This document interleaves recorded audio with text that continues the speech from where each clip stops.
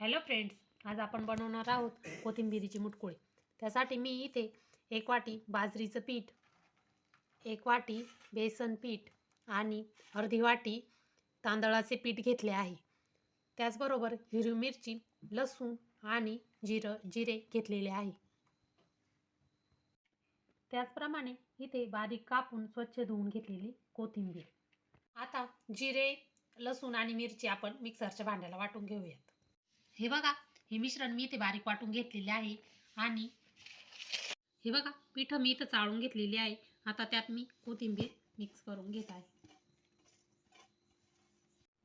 हे वाटण मी इथे वाटून घेतलेलं आहे, त्यात आता ही मी घालत आहे.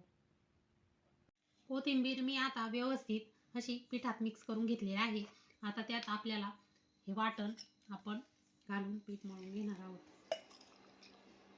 घालणार आहोत 1.5 चमचा मीठ आणि आता हे वाटण आता आपल्याला यात कालून घालायचं आहे.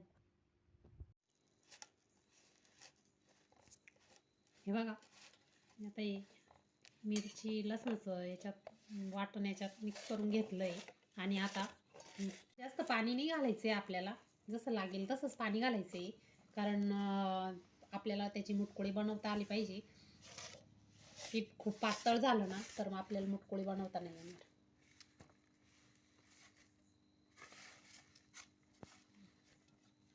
इथे आपले पीठ भिजून झालेले आहे.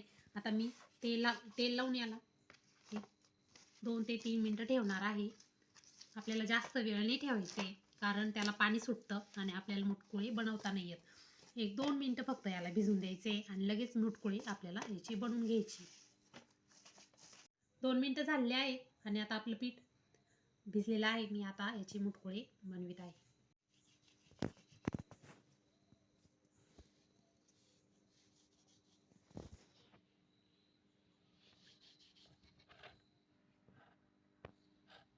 असा मुटकुळा आपल्याला बनवून घ्यायचा आहे.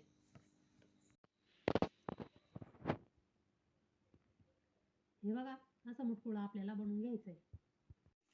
हे बघा, इथे आपले मुटकुळे तयार झालेले आहेत. आता मी ते उकडायला ठेवत आहे. मी इथे एका चाळणीला तेल लावून घेतलेलं आहे, त्यात आता मी मुटकुळे ठेवून घेत आहे.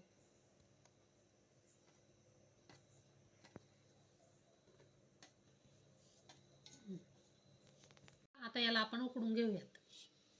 हे बघा, आपलं पाणी उकळलेलं आहे. मी आता यावरती चाळणी ठेवत आहे आणि यावरती आता आपल्याला झाकण ठेवायचे. हे बघा, आपले मुटकुळे इथे छान उकडून झालेले आहेत. आपण आता ते तळून घेऊयात. हे बघा, कढईत मी ते तेल तापायला ठेवलेले आहे. आपले तेल तापलेलं आहे. आता मी यात मुटकुळे तळून घेणार आहे.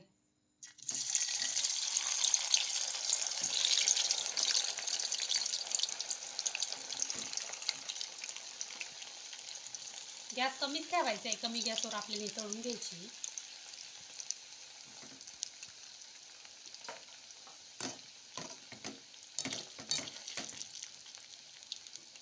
हे बघा, अशा प्रकारे मी ते सगळे मुटकुळे तळून घेत आहे. हे बघा, आपले खमंग असे मुटकुळे इथे तयार झालेले आहे. व्हिडिओ आवडल्यास लाईक, शेअर आणि सबस्क्राईब करायला विसरू नका. धन्यवाद.